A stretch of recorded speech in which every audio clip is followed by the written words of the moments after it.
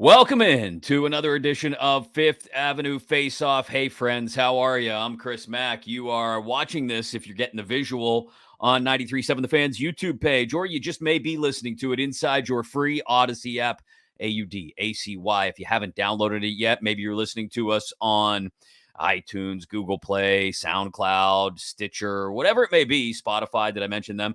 However you get your podcast, be sure to follow and or subscribe to Fifth Avenue Face Off so you get alerted to new episodes as soon as they are available. But yes, that includes your free Odyssey app where all the best Penguins coverage is going to be, not just from Fifth Avenue Face-Off and 93.7 The Fan, but whatever else you may want. Our friends Hunter Hodes and Pat Damp with Locked On Penguins. You have a whole lot of room in your Penguins fan heart for podcasts and content, good original content, and that's why you're here, and I appreciate you. Today, we will visit again with Gavin Spittle of 105.3 The Fan in Dallas and the Spits and Suds podcast. He gave us a little preview the other day of what to expect with the Dallas Stars coming into town, playing exceedingly well up until last Saturday night. Then they played exceedingly poorly against Philly, but still somehow pulled out a win. We'll get Gavin's point of view. It'll actually be him sort of leading the conversation for his Spits and Suds podcast, but the two of us going back and forth about what we saw from the Stars and Penguins on Tuesday night. And I'm curious what your feedback is as well. Please don't be afraid, whether it's on the 93.7 The Fan YouTube page, on Twitter, on Facebook, wherever you see a clip of the show or the link to the show itself, or within your favorite podcast app, to leave some feedback. What do you think about this team now? Because I'll tell you what I think about this team right now. I think it's old. Like, I hate to be so damned simplistic about it, but this is an old team that's looking like an old team. That's what I feel. You know, you remember the movie, the Adam Sandler movie, Big Daddy, right? And the kid gets left on his doorstep. But he takes the kid out to go get wings the one night, and he sees his ex-girlfriend, right? And he finds out she's dating some like really old guy, and he asks about the old guy in a certain part of him. What's a podcast? I can say his old balls. Ooh, and so I'm starting to wonder if this is just an old team. Ooh. And it's not just the fact that, you know, by average age, they really are the oldest team in the league. It's because 3 times now in their 4 losses, and they are 2-4 now on the season, they have had moments where they were on fire, just a wagon, right? You had those moments in the first period tonight where the Penguins looked like you just needed a breakthrough. And even if you didn't get the breakthrough, you'd get enough, right? Because Jake Ottinger, despite some of the numbers he has and the way he was playing in the first period, is not actually superhuman. And so it was just a matter of time, right? Especially after Brian Rust got that goal late in the first period, you're thinking, all right, here we go. Instead, they get the power play soon thereafter. They've got about 1:45 of it left to start the second period, and they do nothing with it. In fact, the Stars, I think, had more scoring chances on that Pens power play than the Pens did. And from there, things kind of evened out. And before you know it, the Pens are getting sloppy in their own end. Almost as if, well, I was going to say almost as if they were trying to do too much in order to create offense, but that really wasn't it. I'll be honest. That wasn't it at all. In fact, when I go back and look at my notes, and I'm going to pull them up here, because I think it's important to note that those 2 goals, those first 2 Dallas goals that were scored in the second period, were not because the Pens were, quote unquote, trying to do too much. Like, oh man, it's just, we're generating all these chances. And they did high danger chances in the first period. The Penguins beat Dallas 8-0. 8-0 in high danger chances, I think it was, in the first period. The 7th one was the one where they finally got a goal from Brian Rust. That's how much Jake Ottinger was standing on his head. And we know he's a good goaltender. That part shouldn't surprise us. But even after the Penguins' early power play in the second period, and then Jake Gensel got hit for an interference penalty when Dallas got a power play. Going into that power play, it was, and actually, I think coming out of the power play, it was even a bigger spread in shots on goal. Yeah. After that power play, the Penguins kill off the Dallas power play, and it was really good PK. They kept everything to the perimeter. And Lars Eller actually had a shorthanded chance that he put off the crossbar. But at one point early in the second period, the Pens were out shooting the Stars 22-9 in shots on goal. And again, dominating the high danger chances. But about a minute and a half after that Lars Eller shorthanded attempt off the crossbar, Jason Robertson scores on a turnover out high. And then there was some sloppy down low play by the Penguins, in particular, John Ludwig, who we'll get to in a second. Just a lot of coasting. Evgeny Malkin coming back into the plays, coasting until he finally crashes down on his defensive crease.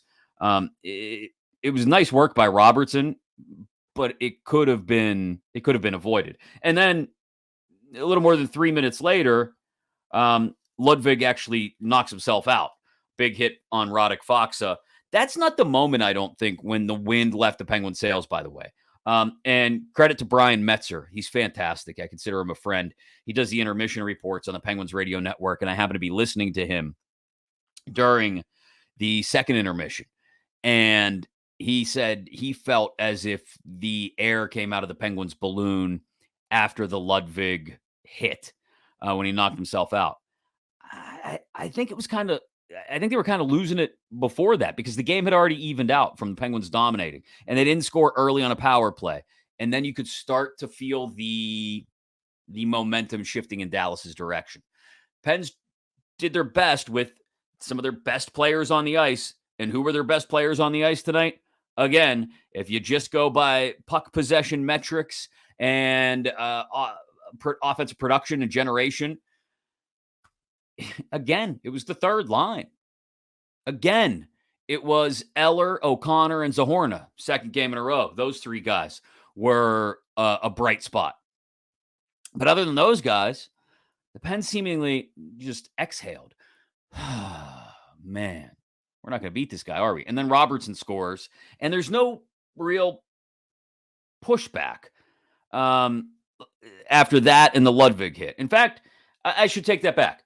Other than from the third line, O'Connor was robbed by Ottinger in the low slot off an Evgeny Dadonov turnover a couple minutes after the Ludwig hit.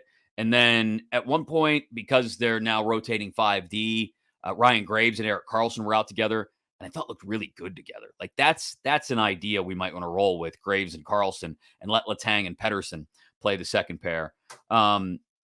There was a great job by Graves of going to the ice to cut off a Ty Dellandrea centering attempt.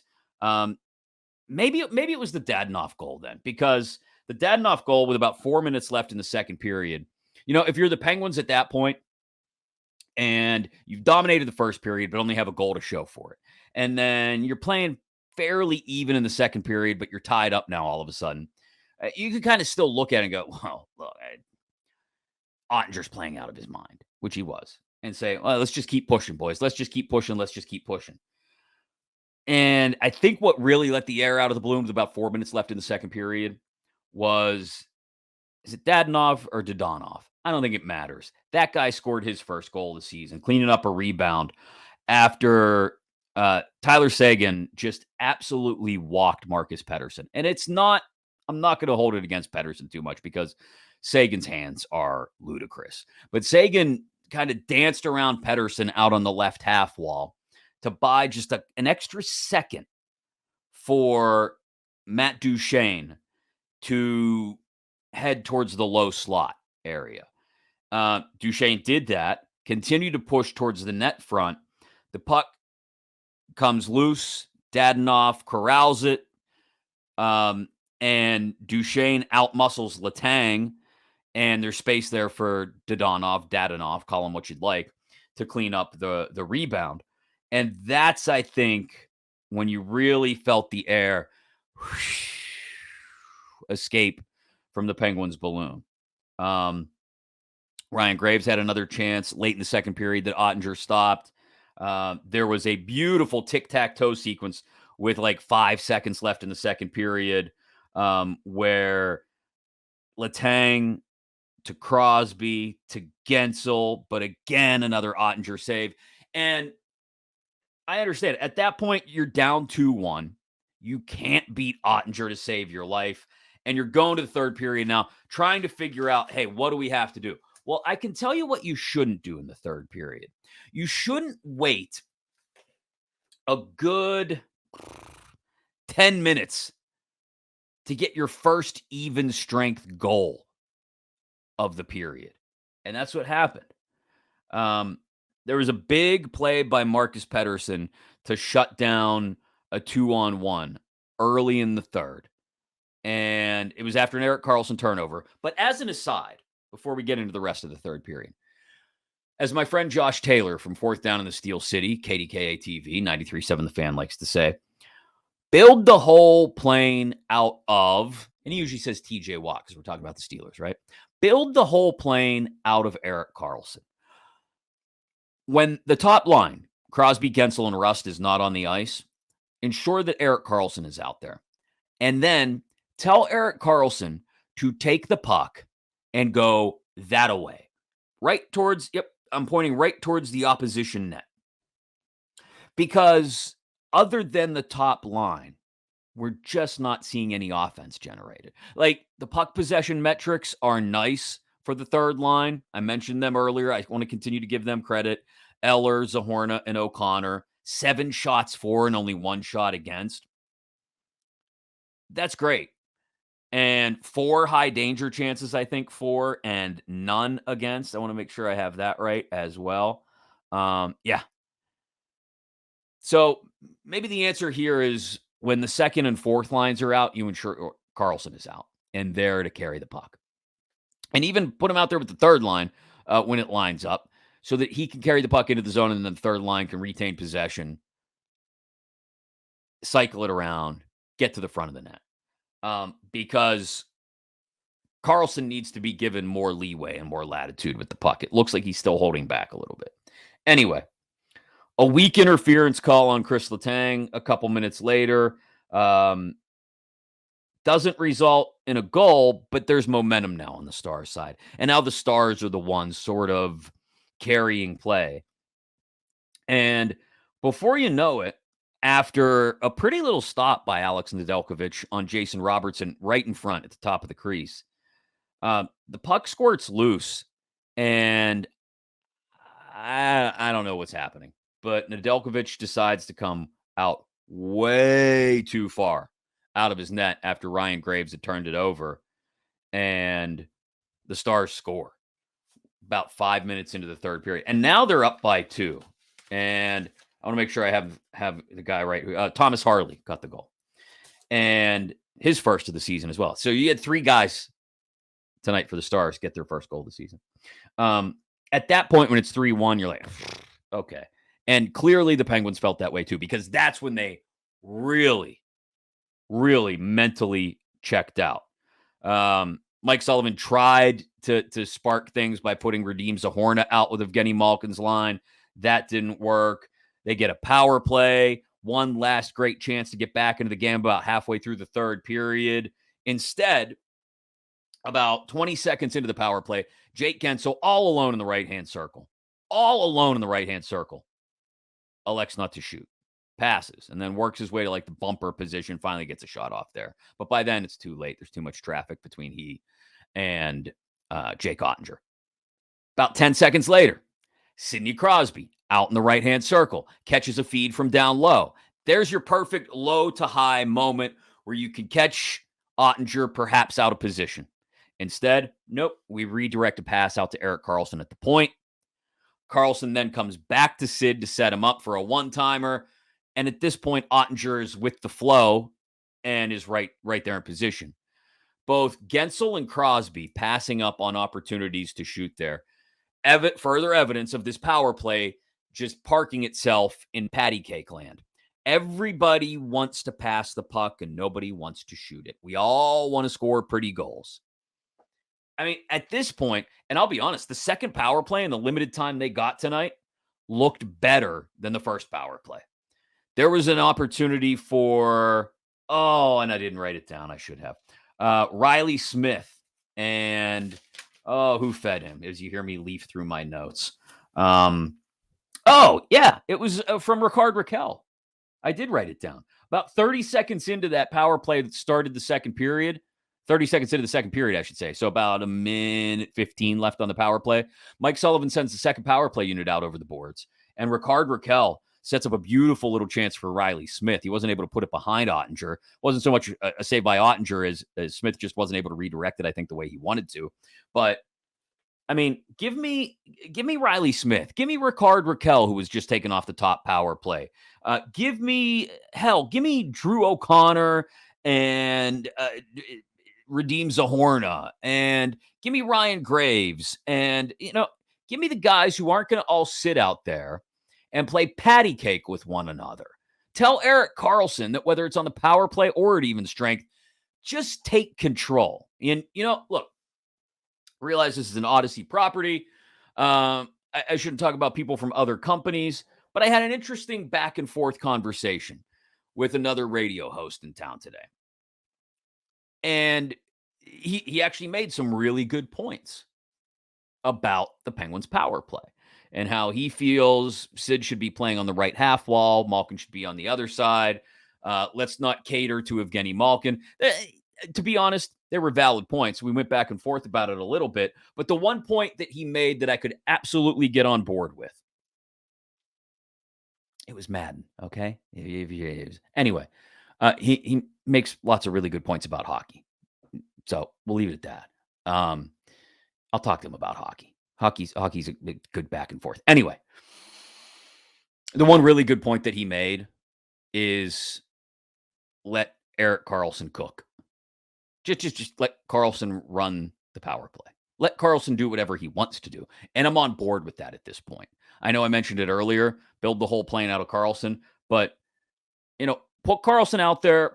Like I said, put frickin' Radim Zahorna in front with Crosby on a half wall, Malkin on the other, and Gensel out there, or whoever, really. And let's see what cooks. Let's see what happens. It's just start firing pucks on the net.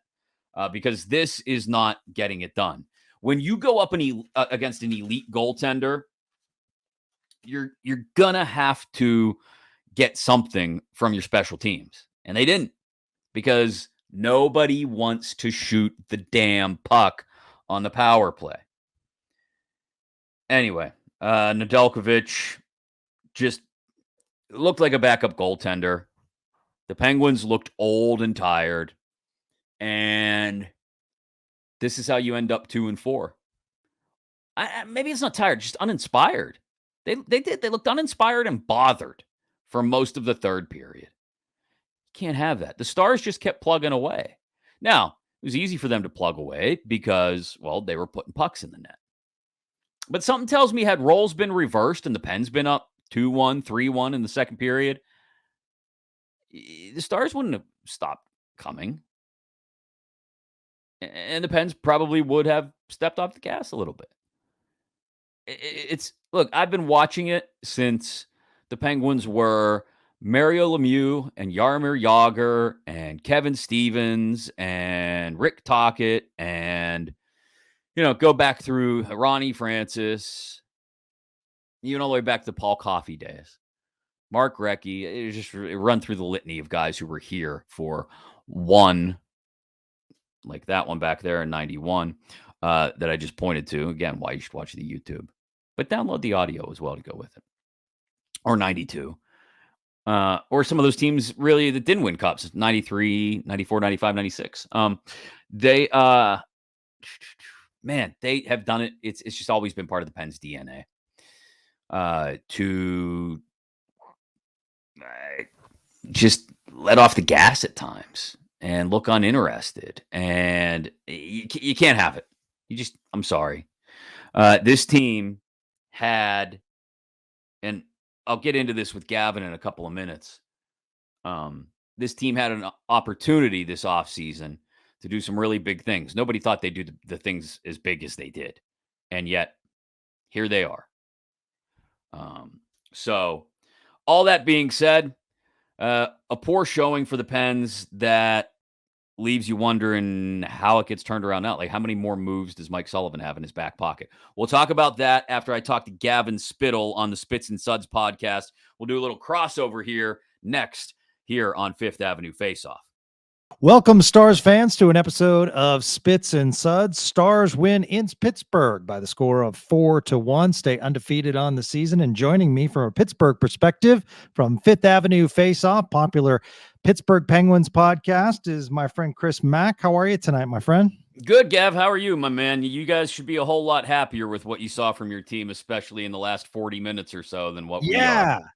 That's a great point because, on the surface, like if you're a passive Stars fan with everything going on with the Rangers and the World Series coming, a lot of excitement, Cowboys playing Sunday. So kind of the Stars are on the back pages right now. And so you say, wow, they continued being undefeated. But, if you watch this game, I mean, this easily could have gotten away from the Stars, like you said, 40 minutes, because that first 20 was a track meet. I thought the Penguins came out really fast. I thought they came out well. They forced some penalties.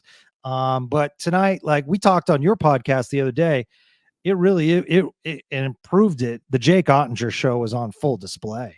Yeah, I mean, I think the Pens had, I want to say, 7 or 8 high danger chances in the first period to the Stars.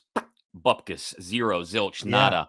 And it was the Penguins really were dictating the pace of play and getting lots of really good looks. I mean, you look at the heat map for where the opportunities were coming from in the first period, Gavin, and it was everything for the Stars was kept to the outside.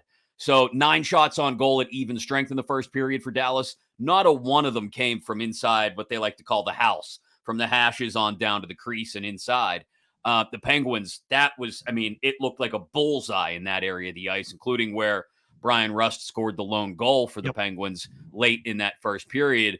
And it really felt like that's the kind of energy you would think a team would take and sort of build off of going into the second period, especially going into the second period on a power play. But instead, they didn't really do much of anything on that power play to start the second period. I think that gave the Stars some life. They even had a scoring opportunity, Dallas did, shorthanded during that Pens power play. And from there, it really felt like the second period was used to kind of even things out. Jake Ottinger didn't have to do too much in that second period, and the Stars were able to capitalize on the chances that they did get against the backup goalie who slowly deteriorated throughout the game, and Alex Nedeljkovic. Yeah, and one of the things that I was excited to have you on is just an outside perspective looking in, because sure, undefeated in regulation, but I think you could now see what we were talking about the other day in that, this is a very good team, but it just doesn't seem like the Stars are fully connecting right now. I mean, they did get their legs, and I do agree they played a better 40 minutes, but it's just, you look at this team and you say, wow, I think it can be a lot better, actually.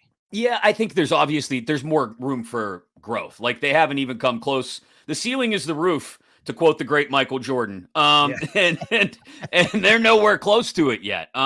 Like, for example, the Sagan line, they produce a really pretty goal, but for the most part, they kind of went unnoticed, I thought, tonight, other than that goal.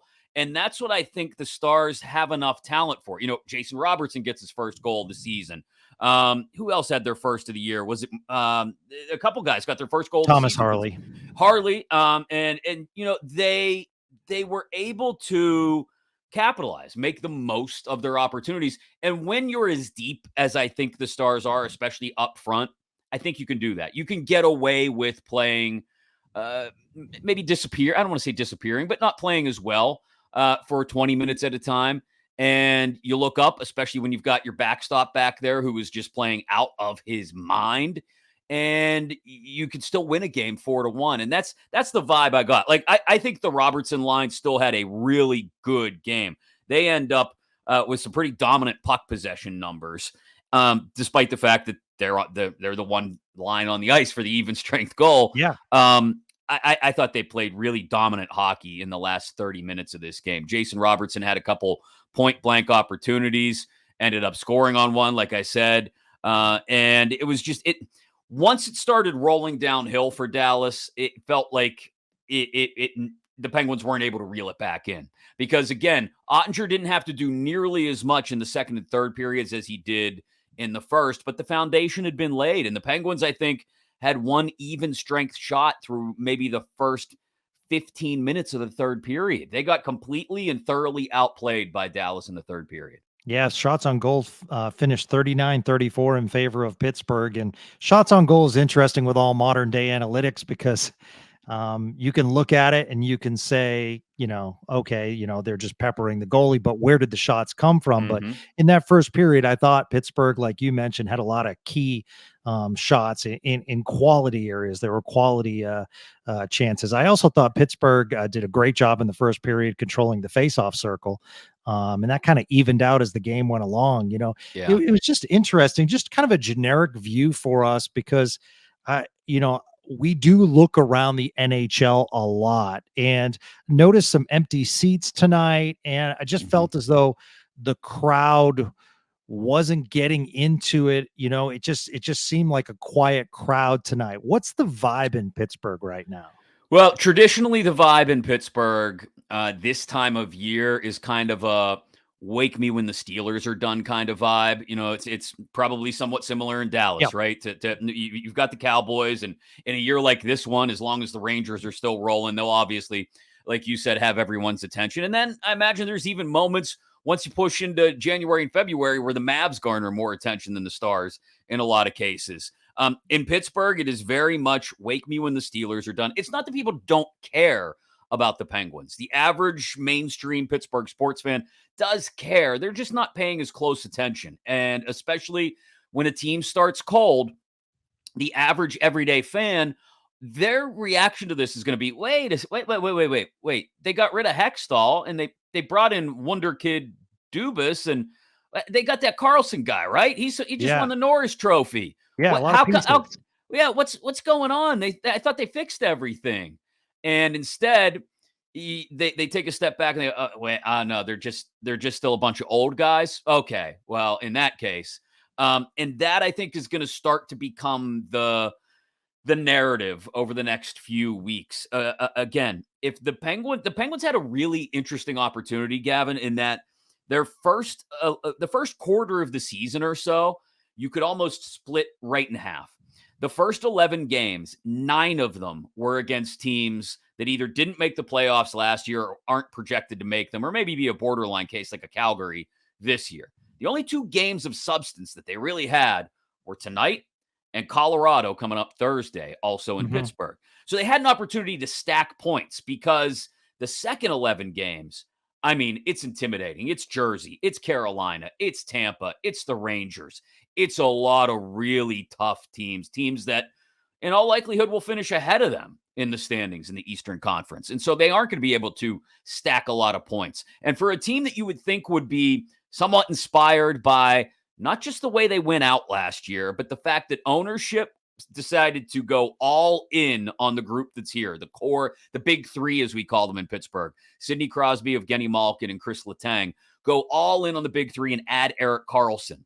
And make the GM move that they did. It's not getting paid off on right now. And it's tough to see them go out there and play a third period like they did, where I'll be honest, they look bothered to even be there at times in the third period. Yeah. And that translates itself into the crowd reaction sometimes. And the fact that, their years-long sellout streak was broken about a year and a half ago, I want to say. We've reached sort of a doldrums because it has been, 5 seasons now since they've won a playoff series. And like it or not, much like Dallas, the standard is higher where sports fans say, no, we've got to be competing for championships or else you're not getting it done. And the same thing exists here. And the frustration that exists around the Steelers not winning a playoff game in the last 6 years has actually gone almost in lockstep with the frustration over the Penguins not winning a series in the last 5 postseasons and not even qualifying last year. So the frustration is always bubbling right below the surface. And it's kind of like the old story about the duck. It looks very calm on the surface, but is just furiously paddling right below the surface.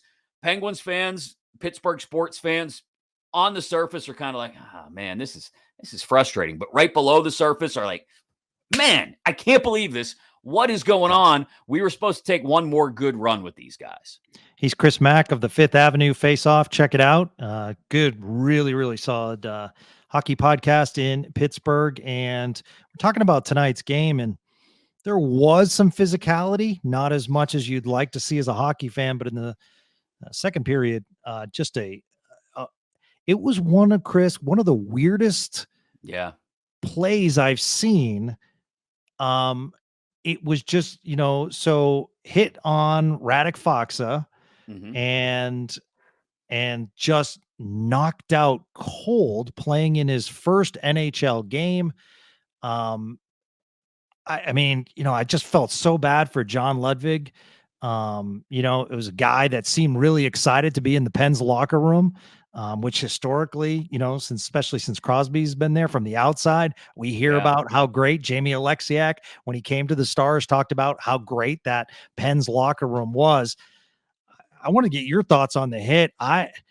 First of all, I felt as though they kind of dragged him off the ice. I would love to see a stretcher in the future for those situations. Like, I just didn't feel as though he had his legs even when he was leaving the ice being helped off. Yeah, it was tough to watch, and credit to at least, I don't know what the Dallas side of things showed, but the Pittsburgh side of things, Sportsnet Pittsburgh did a good job of just panning away from it, giving us crowd shots and bench shots. Because it was scary. You see a guy go down like that and he's out before he hits the ice. Here in Pittsburgh anyway, it's for fans of a certain age, which is probably like 35 and older. It's always eerily reminiscent of Kevin Stevens being hit by Rich Pilon in the 93 playoffs. He was out before he hit the ice, and because he was KO'd before he hit the ice, he had no control, and he hit the ice face first, had to have like major facial reconstruction surgery, changed Kevin Stevens' career at that point. But that's 30 years ago. This wasn't nearly as bad, thankfully. But you're right, John Ludwig, just a guy out there making his NHL debut, right? And coming at it, comes from he's Czech born, but comes from a WHL background. So his whole background is speed and intensity, right? That's how they play out in the WHL. Everybody's flying around, trying to make a name for themselves, looking for a hit, looking to make a big play. And they brought him in to kind of goose this team, give it a little bit of energy. Yeah. He brought it, I thought. He got hung out to dry a little bit on, I want to say it was the Dadonov goal. But then right after that, that hit. And it looked like his face caught Fox's helmet and knocked him out. That's what I was thinking, because you look at the contact and, basically it was head on, but it wasn't like, shoulder into the face or anything like that. And I think Radek Faksa was stunned. Yeah, you could see him over on the bench afterwards looking at the iPad, just sort of scrubbing back and forth on the footage, trying to figure out what had happened. And he did. He looked totally unfazed by it, even though at initial contact, it looked like Ludwig got the better of it, but obviously he didn't. And that put the Penguins in a situation where, they had to play with 5D the rest of the way.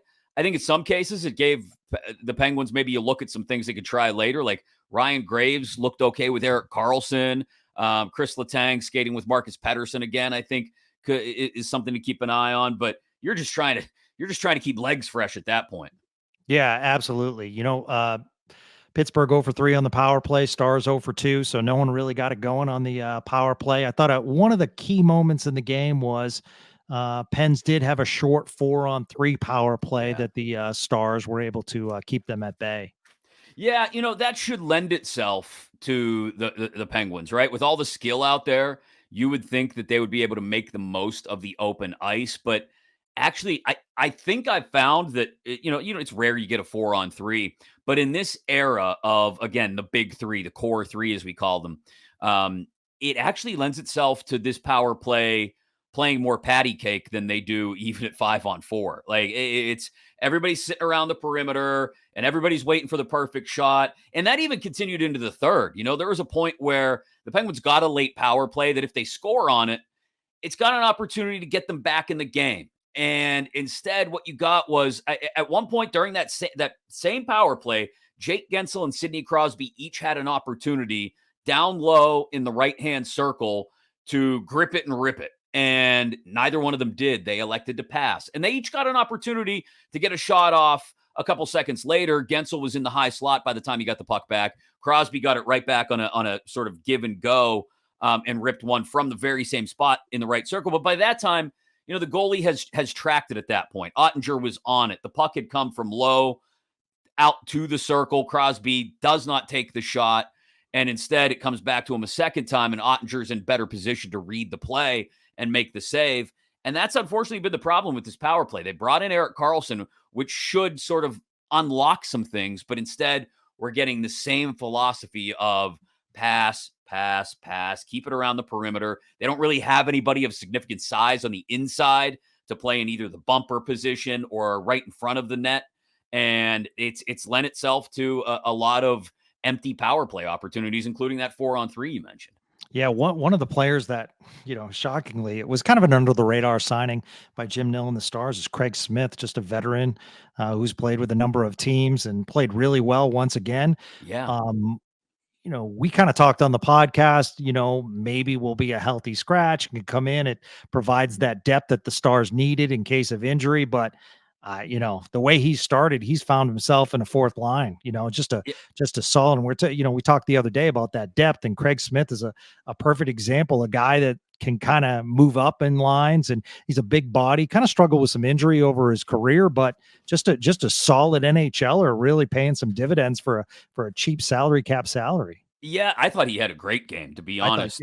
He especially when he was with Marchman and Foxa, I thought that trio looked really good. Dellandrea, I thought, did not have a fantastic game. And so I think when Smith was able to get away from Dellandrea, that helped him a little bit. But yeah, I mean, that's what you need out of a fourth line. I mean, you look at high danger chances in particular, that fourth line, I think, I want to say they generated 3 and had none against Marchment, Foxa, and Smith. So that's the one thing, again, to bring it back to the Pittsburgh perspective on this, that people have been clamoring for, is get us a depth line that isn't just going to hold serve, so to speak. Get us a depth line that can produce some offense. And there's some hope, even despite a game like tonight's, that Radim Zahorna, Lars Eller, and Drew O'Connor can be that. They just called Zahorna up a couple days ago. They had a great game, that line in St. Louis, despite losing there on Saturday night. They had another quality effort tonight.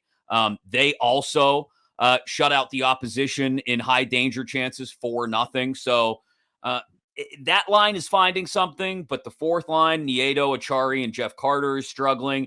And again, other than the top line of Crosby, Gensel, and Rust, or Erik Karlsson, they're not generating really a lot of even strength offense. It's something they're going to have to figure out. I mean, it might get to the point where it's just, hey, if it's not the top line, it's just Karlsson and go. Let Letang and Graves play with the top line more often than not.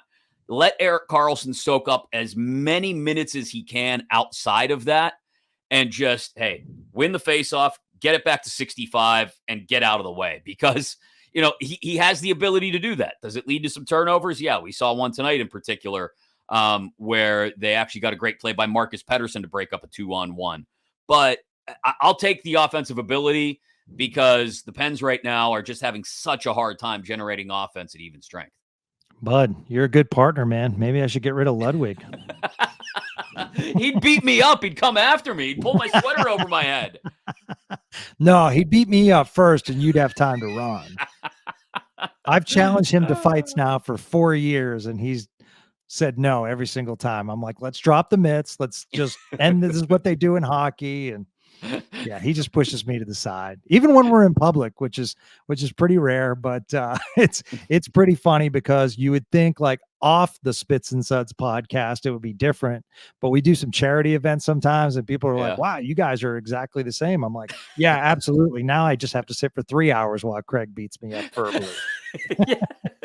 Well, tell them if you guys ever need to go, you ever need a 3-man line, I'm there. I'll just like my old intramural days at Penn State, I will just go to the front of the net, hit that tripod stance with the blade down and the blue paint, and just let somebody bounce a puck in off of my stick and throw the hands up. You are the man, Spits and Suds fans. Check out Fifth Avenue Faceoff. He's Chris Mack of our sister station, The Fan in Pittsburgh. My friend, we got to do this more often. Thank you so much for coming on after the game. I love getting the opposition perspective because we talk Stars a lot, but from a Pittsburgh perspective, as far as what you saw tonight, I think it's really valuable for our listeners. No, and I really appreciate you asking me on, Gavin, and for coming on Fifth Avenue Faceoff the other day to give us a perspective on just what the Penguins were going to be up against coming into this one. I think, Penguins fans knew that this was going to be a tough couple of games at home this week against Dallas and Colorado, but to get the preview that you gave us the other day really kind of crystallized a lot of things, and we saw it play out tonight. So best of luck to the Stars going forward. I want to see that team do well. I got family in Texas, so by all means, go Stars, just not when you play the Penguins. If you could take it easy when they meet again in March, that would be appreciated. Yeah, likewise. Do not take it easy on Thursday night. Okay, we'll Colorado do our best. Just is not losing, so please take care of Colorado. It's weird seeing an undefeated Stars team in second place in the Central. Yeah, well, we'll do our best. We'll see if the Pens can actually figure some things out. All right, my friend, go get some rest. All right, thanks, Gav. You too.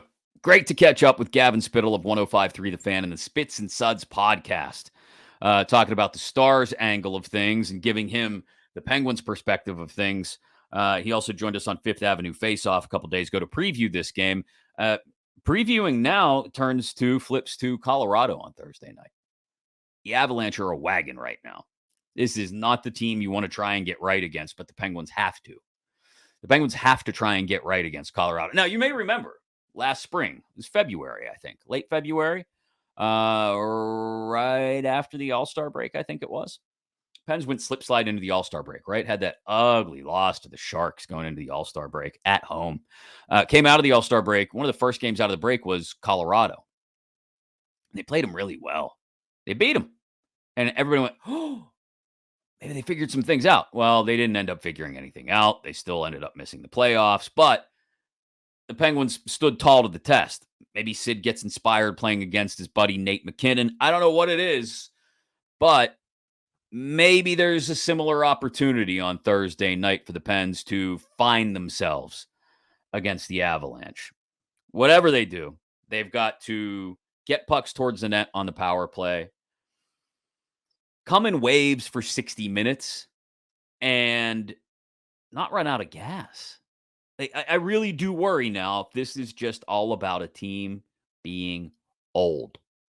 I hope that's not the case, but it's starting to feel like that's the case. A reminder, make sure you follow or subscribe to Fifth Avenue Faceoff however you get your podcasts.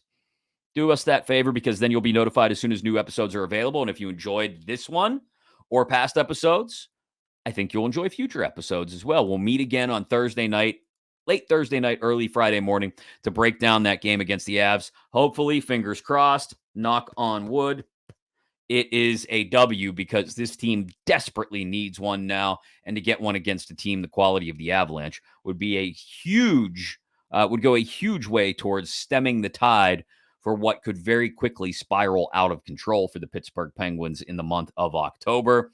Until then, like I said, follow and subscribe. Watch it on the 93.7 The Fan YouTube page. Your feedback is welcome. Thanks to Greg Finley for producing. I'm Chris Mack. This has been Fifth Avenue Faceoff.